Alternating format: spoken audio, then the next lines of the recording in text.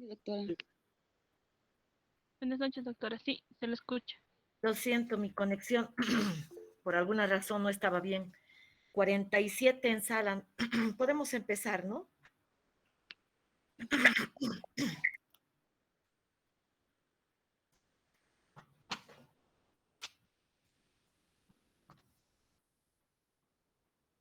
Bueno, tenemos ahora el tema, bueno, en realidad, dos, dos capítulos que tenemos que ver. En realidad, la primera parte se relaciona con los nitritos, nitratos. Al terminar la clase, les voy a pasar unos videos para que sea un poco más dinámico el tema de comprender la importancia del uso de los nitritos, los nitratos.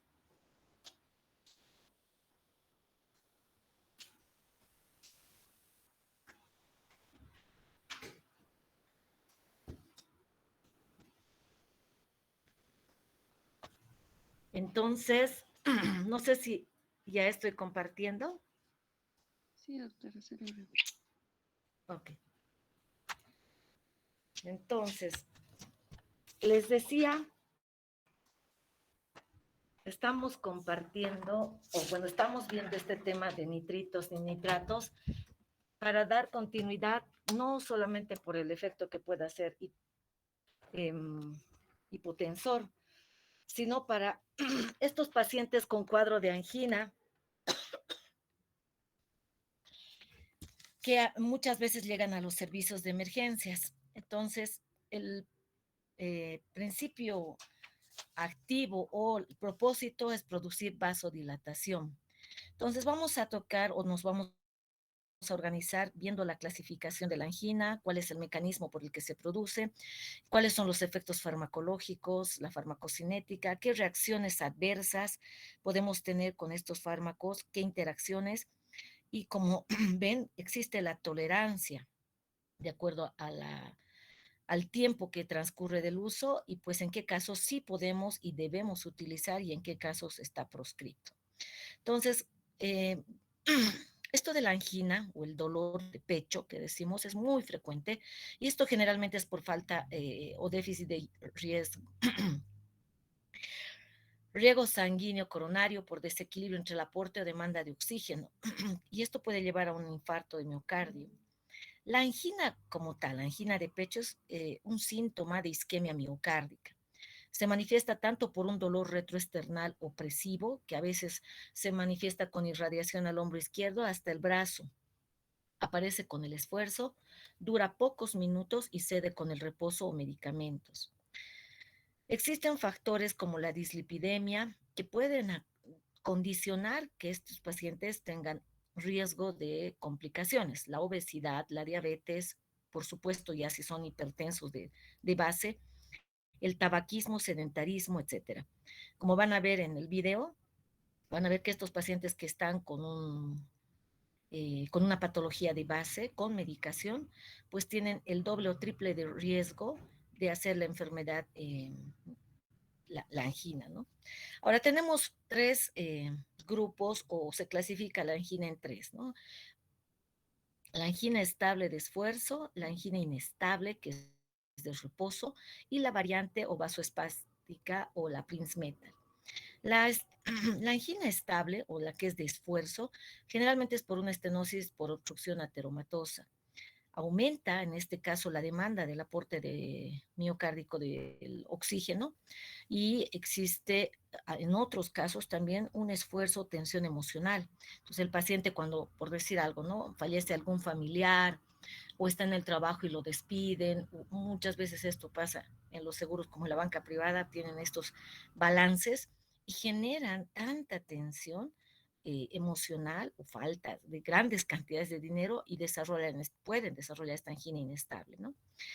¿Cuáles son los objetivos de tratamiento? Primero, mejorar la capacidad física. Segundo, mejorar el pronóstico con la medicación. Y tercero, retrasar la progresión de la arteriosclerosis coronaria, por ejemplo, usar estatinas o corregir factores de riesgo. Es importante que en este capítulo no veamos solamente al fármaco, ¿no? A los nitratos, sino ver este contexto del paciente antes de pensar cómo voy a medicarlo. Cuando un paciente está diagnosticado de angina inestable o de reposo, pues tenemos que sospechar que ha habido una rotura de la placa aterosclerótica, ha producido esto una vasoconstricción, a eso se suma una agregación plaquetaria y una formación de trombos. El tratamiento, desde luego, puede ser combinado con la morfina y antiagregantes plaquetarios, los nitritos, que son temas de nuestra clase, anticoagulantes y agentes fibrinolíticos. Ay, perdón. Angina variante o vasoespástica o Prinzmetal. Esta aparece de forma espontánea. Aumento brusco y transitorio del tono vascular coronario, dolor en reposo o en sueño nocturno, tratamiento, por supuesto, nitritos. Y podemos usar los antagonistas del calcio, como a continuación vamos a ver. ¿Cuál es el mecanismo por el que actúan? Los nitratos son ésteres de ácido nitroso con polialcoholes. Esto ya se ha conocido desde 1867. Desde ahí que tenemos al alcance la nitroglicerina, dinitrato disosorbide y el 5-mononitrato disosorbide. El endotelio, en condiciones fisiológicas, libera óxido nítrico que difunde a las células musculares lisas y coronarias, y esto que hace produce vasodilatación. Pero en patología arteriosclerótica, por ejemplo el endotelio, ya se condiciona disfuncional, por lo que los nitritos tienen ese efecto, ¿no? De producir una son nitrovasodilatadores. Actúan como donadores de óxido nítrico, produciendo vasodilatación coronaria y sistémica. Producen vasodilatación en la musculatura lisa, pero no en el músculo esquelético o en el músculo cardíaco. Esta diferencia es muy importante a tomarla en cuenta. Ahora, por otro lado, se libera el óxido nítrico, por lo tanto, esto estimula la actividad de la guanilil ciclasa E y esto hace que incremente las concentraciones a nivel intracelular del GMP cíclico. Esta, por supuesto, va a activar la proteína quinasa G, que disminuye el calcio a nivel intracelular, y esto hace de que haya una vasodilatación. Ahora, esto por 4 mecanismos. Primero, el estímulo del ATPasa dependiente de calcio en la membrana celular, y esto va a hacer que salga el calcio. Segundo, aumenta la recaptación de calcio en el retículo endoplásmico. Tercero, inhibe la formación del inositol 1,4,5-trifosfato y la liberación de calcio intravascular almacenado en el retículo endoplásmico. Por otro lado, y no es menos importante, pero permítame, esto vamos a ocultar, desfosforila la cadena ligera de la miosina. Entonces, estos son los mecanismos que se describe de cómo es que actúa para llegar a producir esa vasodilatación en pacientes con angina. ¿Cuáles son sus efectos farmacológicos? La primera, que tienen un efecto a nivel hemodinámico, es la vasodilatación venosa. En dosis baja, por supuesto, una venodilatación, 80% del volumen sanguíneo, que es lo que se maneja, produce disminución del retorno venoso al corazón con menor llenado de ambos ventrículos. Por lo tanto, esto va a disminuir el consumo de oxígeno, además provoca caída de la presión capilar pulmonar. Por otro lado, también existe vasodilatación arterial. Esto cuando se administra en dosis mayores, produciendo disminución así de la presión arterial sistólica y la presión arterial diastólica, disminuyendo el consumo de miocardio, el consumo de oxígeno por el miocardio. Y en tercer lugar, la vasodilatación coronaria. Se dilatan las arterias coronarias, por lo tanto alivian esta sensación de dolor, angina y por supuesto isquemia, modificando el tono coronario o dilatando estas zonas que están estenóticas, ¿no? Estrechas, pero que aún conservan músculo liso en condiciones de relajación. Entonces, si nos damos cuenta, el efecto es a nivel de arterias, de venas y por supuesto a nivel de las coronarias. Por eso es tan noble este fármaco. Existe como otra de las características que produce una acción antiagregante plaquetaria y otras acciones, quizá un poquito menos, digamos, frecuentes, pero sí hay vasodilatación cutánea. Puede producir vasodilatación a nivel pulmonar, a nivel de la circulación esplácnica, vasodilatación arterial meningia, vasodilatación del músculo liso bronquial, gastrointestinal, biliar y vías urinarias, y aumento de las prostaciclinas en células endoteliales de las arterias coronarias. ¿Cuál es su farmacocinética? Estos fármacos, los nitritos, nitratos, tienen alta liposolubilidad. Su administración es por vía oral, también por vía sublingual, endovenosa, transdérmica. El metabolismo generalmente es a nivel hepático por medio de una enzima, que es la glutatio nitrato orgánico reductasa. En este caso, por ejemplo, tenemos la nitroglicerina. Esta se une casi a un 60% a proteínas y su semivida es cortita de 4 minutos y su excreción es renal. Puede administrarse por vía endovenosa en goteo continuo, por esta semivida que justamente les pongo a conocimiento. Y por esto se utiliza también en cuadros agudos de un infarto de agudo de miocardio y la angina inestable. Por otro lado, tenemos el dinitrato de isosorbida, que existe por vía sublingual, por vía oral, y los textos se escriben por vía cutánea. En el medio tenemos vía sublingual, vía oral. Y la vida media, miren la diferencia, son 5 horas y su eliminación es renal.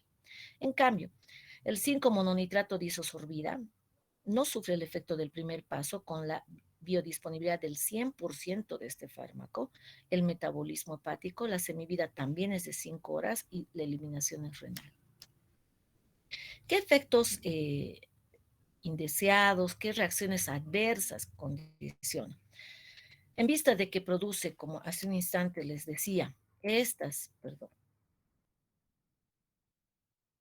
acciones, ¿no?, de vasodilatación cutánea, esplácnica, meningia, gastrointestinal, entonces relacionamos que puede condicionar en algunos pacientes cefalea pulsátil. ¿Por qué? Porque va a aumentar la presión intracraneal. También en extremos de su uso o tiempos prolongados puede producir hipotensión arterial y disminución del flujo sanguíneo cerebral. Se reduce el retorno venoso, mejora con cambio de posición del paciente y pérdida de conocimiento.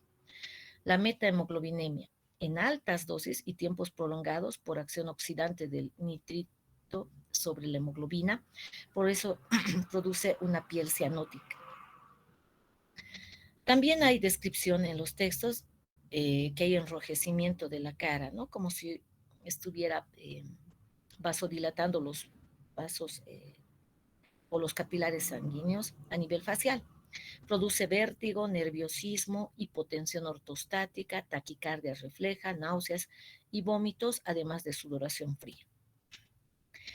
Es importante conocer y recordar que los nitritos, como o la nitroglicerina, no podemos utilizar, no se recomienda, porque hay interacciones con los beta bloqueantes, con los antagonistas de calcio, usarlo en combinación con diuréticos, desde luego con el alcohol, y los bloqueadores de la fosfodiesterasa, como el sildenafil. A diferencia de otros fármacos, los nitritos o los nitratos, pues condicionan cuando se administran de manera repetida, los nitratos, especialmente esta tolerancia cruzada. No es así dependiente de la dosis, ¿no?, de cuánto uno vaya a dar, pero generalmente esto va a desaparecer a su primer uso y dentro de las 24 horas a 48 horas. Se puede evitar con el uso de forma intermitente. Nos sugiere hacer mañana, tarde y noche. Es un ejemplo para evitar este efecto de tolerancia. Ahora, ¿cuál es el mecanismo por el que se produce?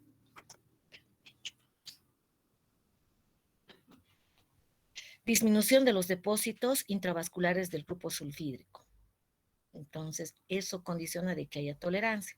Menor producción del GMP cíclico, que haya menor biotransformación vascular de los nitritos con disminución de la formación del óxido nítrico. La activación del sistema renina-angiotensina-aldosterona, retención hidrosalina y vasoconstricción y del tono simpático. Vasoconstricción a causa de la reducción del retorno venoso y la presión arterial. Contrarrestaría de esta manera, pues, su efecto vasodilatador. Mayor producción vascular de radicales libres y de esta manera inhiben o degradan el óxido nítrico y la endotelina 1 a través de la activación de la proteína C. Y bueno, llegando ya a la última parte de los nitritos y nitratos, ¿en qué caso sí está indicado? En la angina de esfuerzo o angina de reposo, la profilaxis, en este caso a corto plazo, es decir, antes de un esfuerzo físico, podemos pensar en el uso de la nitroglicerida o dinitrato de isosorbide por vía sublingual y profilaxis crónica por vía oral. Generalmente pacientes que ya han sufrido infarto de miocardio, los cardiólogos les dejan de manera crónica con el dinitrato de isosorbida, ¿no? Uno diario, años. Por otro lado, otra indicación es la angina inestable, nitroglicerina por infusión continua. Esto se hace cuando hay pacientes que están en crisis hipertensiva. Eh, y pues aquí hago, ¿no?, un poquito de paréntesis porque tenemos que diferenciar una emergencia hipertensiva de una urgencia. Cuando hablamos de una urgencia, pues la presión arterial puede aumentar con síntomas, digamos, periféricos, pero no así con lesión de órgano blanco. En cambio, una emergencia sí. Puede haber una encefalopatía, un accidente vascular encefálico, lo que los pacientes llaman embolia, y la presión no mejora. Damos amlodipino, furosemida, losartán, etcétera, no mejora. Entonces, ante estos casos de emergencia hipertensiva, en las salas de emergencias, terapia intermedia, intensiva, pues se puede hacer uso de la nitroglicerina, ¿no?, en infusión, pero con todos los elementos que estamos describiendo. Pacientes con insuficiencia cardíaca pueden utilizar, reduce la precardia y congestión pulmonar. ¿Por qué la congestión pulmonar? Porque produce vasodilatación. Y la isquemia miocárdica, incrementando el gasto cardíaco, además de mejorar la perfusión tisular. Y por último, en el infarto de miocardio, porque mejora el dolor, la precarga y los signos de congestión pulmonar, disminuyendo la incidencia de que este paciente entre en un choque cardiogénico. Las contraindicaciones, al revés, y vuelvo a la misma diapositiva, si me permiten, de estas otras acciones que producen esa vasodilatación cutánea, pulmonar, esplácnica, meningia, músculo liso bronquial, gastrointestinal, biliar. Recordando que hay una vasodilatación, por decir algo general, pues vamos a ir a ver las contraindicaciones. Un paciente que ya tiene un diagnóstico de hipertensión intracraniana, no podemos darle nitroglicerina. Un paciente que está en shock, en hipotensión arterial, un infarto de miocardio, pero de acuerdo a las características, y eso pues, les voy a mostrar ya en el video. En el primer trimestre del embarazo tampoco está indicado, y la precaución en la anemia, estenosis aórtica o mitral grave. Ahora bien, algunos textos, ya ahora como siempre vamos viendo con la contraindicación absoluta y contraindicación relativa.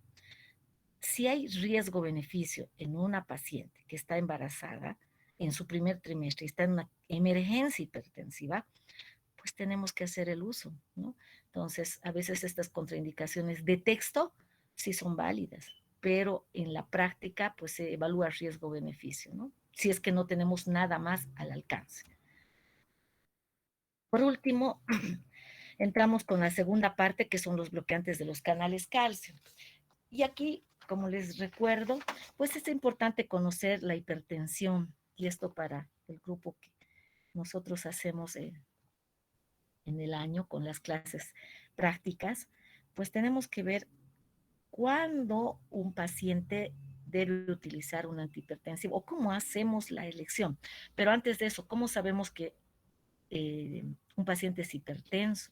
Y han debido revisar en sus prácticas el uso de las estatinas, de los ARA2, con todos sus elementos. Y el segundo fármaco que viene siendo a la par de usar el losartán, pues viene siendo estos bloqueantes de calcio. Y para eso tenemos que recordar que la hipertensión es una enfermedad definitivamente eh, eh, muy común en nuestro medio, y que todos tenemos que saber diagnosticar. Y también saber que no solo es el fármaco para bajar la presión, sino reducir el peso, limitar ingesta diaria de alcohol, incrementar la actividad física, reducir la ingesta de sodio, mantener la ingesta adecuada de niveles de potasio, mantener adecuadamente el aporte de calcio, magnesio, y más con esto del COVID, abandonar el hábito tabáquico que en la Facultad de Medicina pues a veces tenemos eh, bastante uso, ¿no? Del cigarrillo, y reducir las grasas saturadas y colesterol. Esto va a hacer de que podamos asociar al tratamiento antihipertensivo estas modificaciones del estilo de vida que se han comentado siempre en el séptimo consenso, por ejemplo, de antihipertensivos. Entrando al tema, como les decía, estos son considerados casi a la par que los ARA2, que como antihipertensivos tienen muy buena tolerancia por el paciente. Y bueno, tenemos varios, pero la teórica justamente es para que nosotros hagamos hincapié en los que más se utilizan. El nifedipino, el verapamilo, el diltiazem, y aquí me faltó incluir al amlodipino. ¿Cuál es el mecanismo de acción? Se fijan a los canales de calcio tipo L, evitando la corriente de calcio que provocará la contracción muscular y relajándolo posteriormente. Impiden la entrada de calcio durante la fase 2 del potencial de acción de las células del nodo, tanto sinoauricular como el nodo aurículo-ventricular. En la clasificación, tenemos un grupo 1, que es bloqueantes de los canales L, que no tienen efecto sobre el sistema de conducción. Ejemplo, ahí está el nifedipino y el amlodipino, lo he puesto en amarillo porque de esta familia es el más utilizado. Y el grupo 2, bloqueantes de los canales de calcio L y algo de acción también tienen sobre los tipo T. Tienen efecto periférico y también en los nodos, especialmente el verapamilo y el diltiazem. En relación a su efecto dinámico, pues aumenta el flujo coronario sanguíneo porque también produce vasodilatación, a predominio arterial, por lo que puede aumentar el consumo miocárdico de oxígeno. ¿Cuál es la farmacocinética? Del más importante, el amlodipino, parece ser que es bueno, y está perteneciente a la tercera generación de las dihidropiridinas, y su acción es prolongada, y esto va a ser una pregunta de examen, ¿no? Si vemos y recordamos los otros fármacos, e incluso por qué se da podemos aumentar la dosis hasta cada 12 horas, 50, o los mismos diuréticos que vamos a ir viendo, ¿no? Podemos dar 12.5, la hidroclorotiazida de 25, de 50. En cambio, el amlodipino no, porque su vida es de acciones prolongadas, su vida media 50 horas aproximadamente. Entonces, generalmente al paciente se le indica una dosis, puede ser 5 hasta 10 miligramos día. Si excedemos esa dosis del fármaco, de este beta bloqueante, no vamos a beneficiar el efecto antihipertensivo en el paciente. Y puede producir edema de miembros inferiores, que es una de las causas para que en la práctica clínica los tengamos que cambiar de antihipertensivo. Las reacciones adversas, mareos, cefalea, por supuesto hipotensión, el edema bimaliolar que les decía, con el nifedipino sublingual, incluso puede darnos o presentarse un paciente con síncope por vasodilatación de todas las coronarias, y esto es más usual en los pacientes con ancianos. Entonces es de mucho cuidado que hagamos el uso de los bloqueantes de los canales de calcio, porque tienen así como su efecto es prolongado, pero también son de mayor rapidez de acción, y esto se utiliza mucho en las salas de emergencias para bajar la crisis hipertensiva. ¿En qué casos está indicado? Obviamente la hipertensión, pero que esté asociado también, o si está indicado en la enfermedad renal con o sin proteinuria, ya que el nifedipino también tiene acción diurética por dilatación de la arteriola aferente. Entonces, un bloqueante del canal calcio se puede utilizar en esta enfermedad que después de la hipertensión, de la obesidad, diabetes, la enfermedad renal está subiendo con más frecuencia en los pacientes. ¿En qué casos no podemos utilizar el nifedipino, diltiazem, verapamilo? El paciente cuando está con una bradicardia sinusal severa, por lo que ya hemos expuesto, por el tema del metabolismo de calcio, estenosis aórtica severa, miocardiopatía obstructiva, cuando están con tratamiento con la digoxina. Y de ahí jalamos o extrapolamos esta contraindicación a las interacciones. Interactúan con los beta bloqueantes. Si un paciente está con, no sé, carvedilol, porque suma su efecto inotrópico negativo, pues interactúa, especialmente el verapamil. Con la miodarona tiene un similar efecto, con la digoxina puede producir incluso cuadros de intoxicación, ¿no? La sumatoria que hacemos en un paciente por decir algo, nifedipino o el amlodipino. Entonces es necesario puntualizar y recordar el manejo para tener mayor precisión qué antihipertensivo voy a utilizar y en qué casos, dependiendo de evitar o rebajar estos efectos adversos o que no estén contraindicados. Ok, muchísimas gracias por su atención, mil disculpas por la voz, creo que esta vez sí estoy sospechosa. Les decía, voy a pasarles unos 2 videos que son cortitos, pero muy, muy interesantes para que no sea tan pesada la teoría, ya que estamos en clases virtuales y lamentablemente esta interacción hace de que tengamos limitaciones para que ustedes sepan, no porque solamente sea fármaco, sino manejen y dominen la hipertensión y desde luego puedan hacer el manejo en los pacientes. Muchas gracias. Si tienen alguna pregunta.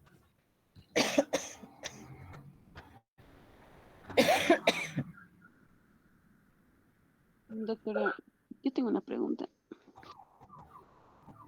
Adelante, por favor. Respecto a un paciente hipertenso, entonces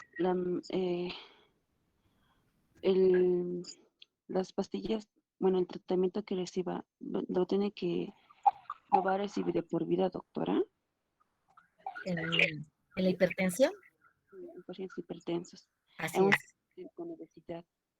Lamentablemente en nuestro medio, o cuando se hace un diagnóstico, y eso en la práctica, y a ver si les puedo pasar una charla de crisis hipertensiva, lamentablemente el diagnóstico de hipertensión se hace muy tarde. Y eso condiciona de que cuando ya lo tenemos al paciente hay que medicarlos de por vida y a veces explicarles que es como tener cáncer. No se van a curar, sí controlar. Y por eso les decía, es los estilo de vida que puedan llevar, modificaciones. Si un paciente es obeso, dislipidémico, ¿no? Que no tiene actividad física, ¿qué pasa con los pacientes, por ejemplo, que trabajan en conducción? Entonces, si ellos no van a modificar su estilo de vida y son diagnosticados de hipertensión, por supuesto que eso va a ser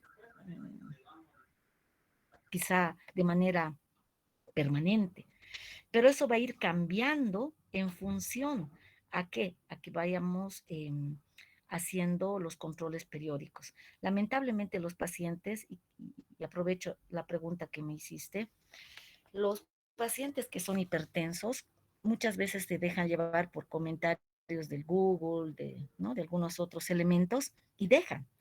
Y esta lesión y esta enfermedad por la fisiopatología, lo primero que hace es atacar la parte renal.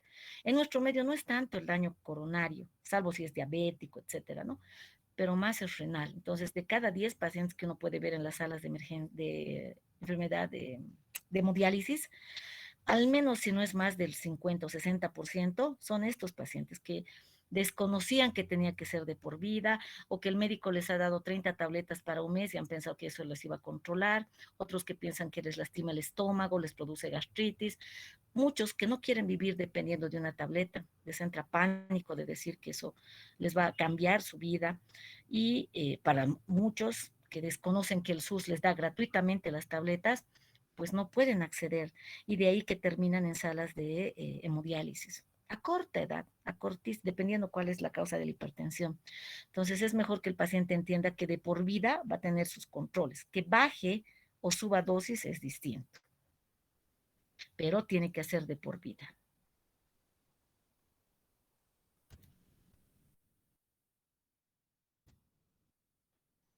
Está bien, doctora. Entonces, si el paciente lleva, bueno, en sí cambia su estilo de vida, ¿puede ir dejando de a poco el tratamiento, doctora? Se puede ir modificando dependiendo cómo vayan sus controles paralelos, porque recordemos, ¿no? Un paciente que es hipertenso, no solo y eso tenemos que aprender,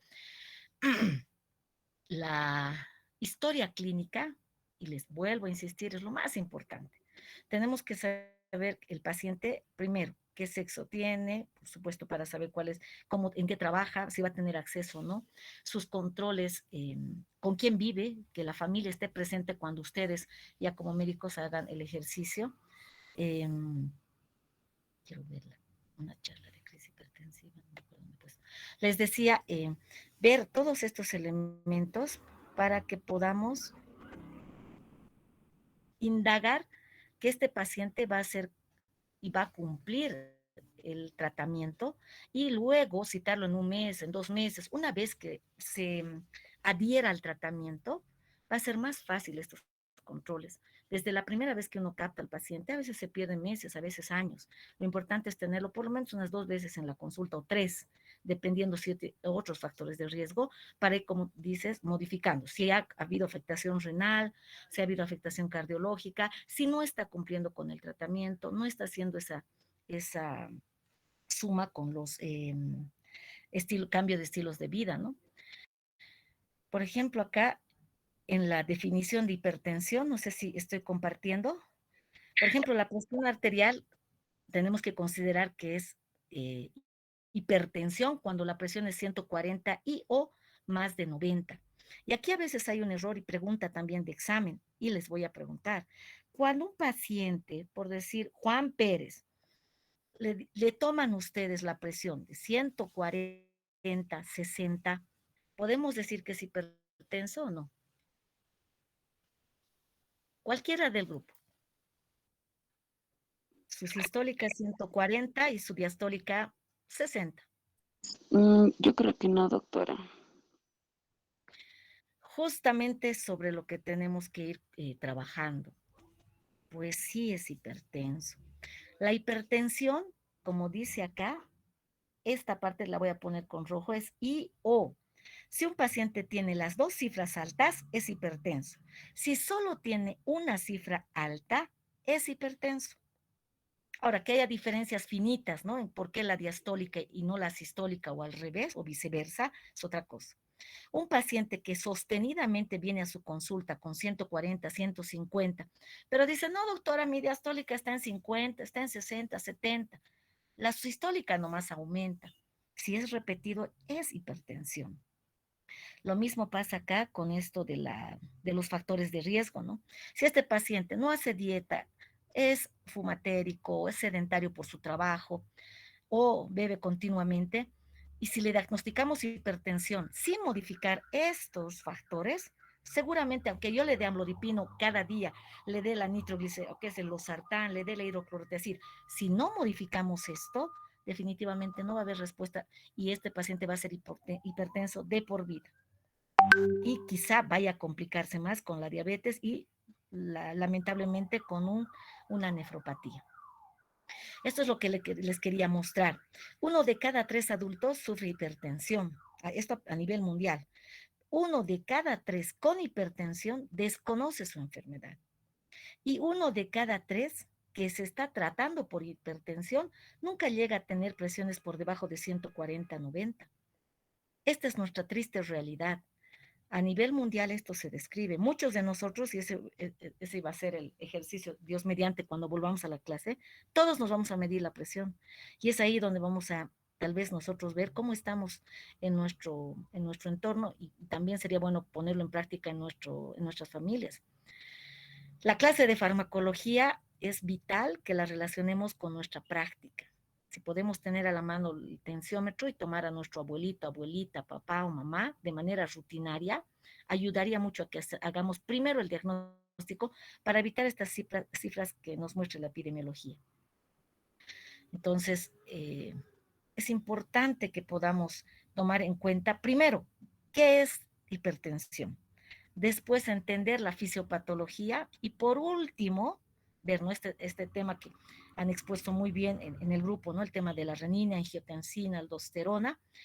Una vez que entendamos eso, ver el fármaco, el tratamiento, se les va a hacer muy fácil, muy sencillo. Entonces yo no me, y eso a los alumnos les digo, no me voy a la molécula de la molécula, porque lo que quiero es que en este tema pues sea muy práctico. ¿En qué casos, primero, cómo diagnostico? ¿En qué casos yo indico el medicamento? Las dosis finalmente están en los textos, ayuda a memorias, en las tablets, Eso no necesariamente uno tiene que saber de memoria, pero sí a qué familia, cuál es el mecanismo de acción, en qué casos debo iniciar, cuáles son las interacciones. Entonces, como aquí ven, por ejemplo, para el 2020, la presión arterial debería ser menos de 130 y 85.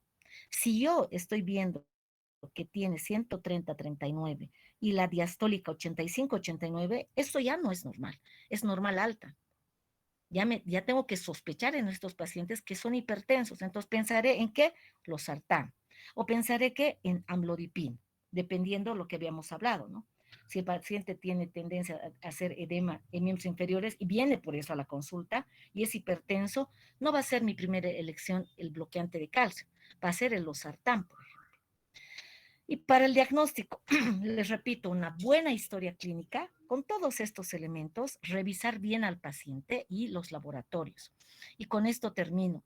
Cuando ustedes están haciendo semiología, tienen que hacer una historia clínica perfecta, mejor que el interno, mejor que el residente. ¿Por qué? Porque se supone que esta va a ser la base de la especialidad o la vida que vayan a llevar de aquí en adelante como médicos. La historia clínica va a relatar estos elementos importantes, ya les digo, el apoyo de la familia. Cuando el paciente viene solo o el abuelito y no te entiende o no te has dejado entender o no le has facilitado otra consulta para que venga con el familiar, generalmente estos pacientes dejan el tratamiento. Les puedes regalar muestras médicas, dicen, a mí me han dado 30, tal vez o 20 y he terminado y me he curado y he estado bien. Entonces, la historia clínica es muy importante, o hay antecedentes, ¿no? Si el papá es hipertenso, o la mamá, o todos los tíos, uno, y en nuestro entorno tenemos que hacer esa disquisición. Si hay tanta hipertensión en la familia, nosotros tenemos alto riesgo y una sola toma no hace el diagnóstico. Entonces tenemos que ver esos elementos. La exploración física, por supuesto. A un paciente que viene, doctora, creo, me duele la cabeza, ya le tomo la presión, perfecto. Es hipertenso, tome tal tableta. No, tenemos que explorar de pies a cabeza para ver si hay edemas, para ver si hay riesgos, por ejemplo, de un cuadro metabólico que esté haciendo una obesidad a todo paciente índice de masa corporal, medir el perímetro, la circunferencia, el perímetro abdominal, etcétera, etcétera. ¿Y para qué? Para pedir exámenes de laboratorio. Podemos darle a un paciente, qué sé yo, diuréticos. Sin embargo, podemos estar frente a un paciente con insuficiencia renal que ya viene hipertenso y bien controlado. Llegan a emergencia los pacientes relativamente adultos, ¿no? Lo que es 50, 60 años, con 200, 110. Ay, me duele un poco la cabeza. Pero vemos los laboratorios y es pues renal, CREA de 7, 8, 10, directo a diálisis. Lamentablemente la hipertensión no siempre te da síntomas. A veces son hallazgos en estas ferias de salud, en nuestro entorno, a todo paciente.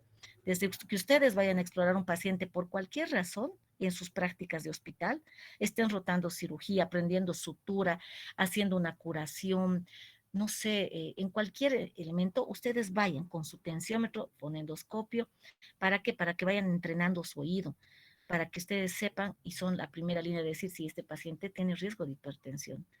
Entonces es necesario tomar estos elementos. ¿Alguna duda, pregunta más?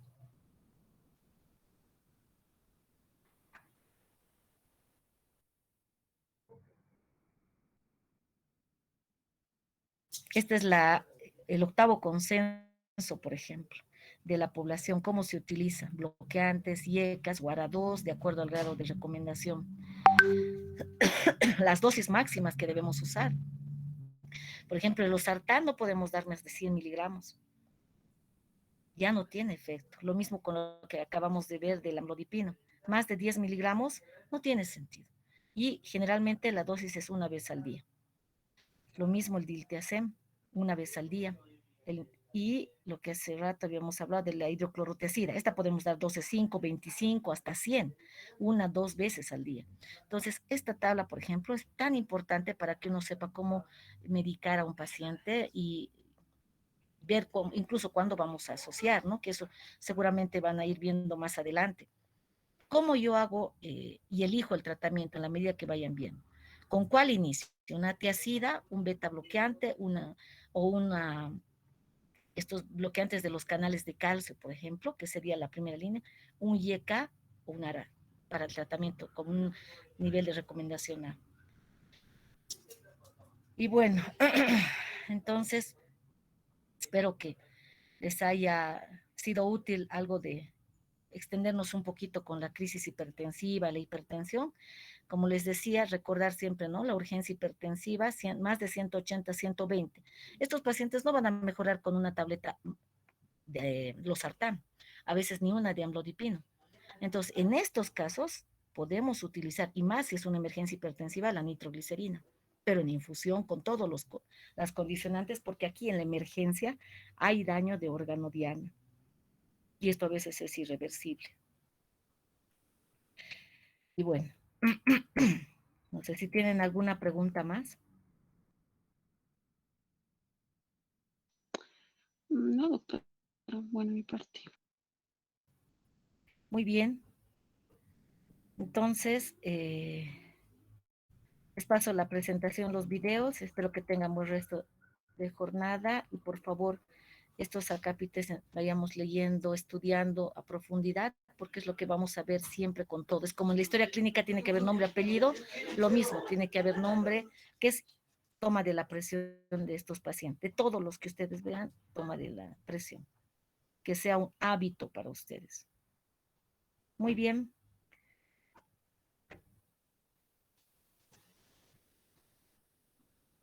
Buenas noches, entonces. Bueno, buenas noches, doctora. Gracias. Hasta luego, doctor.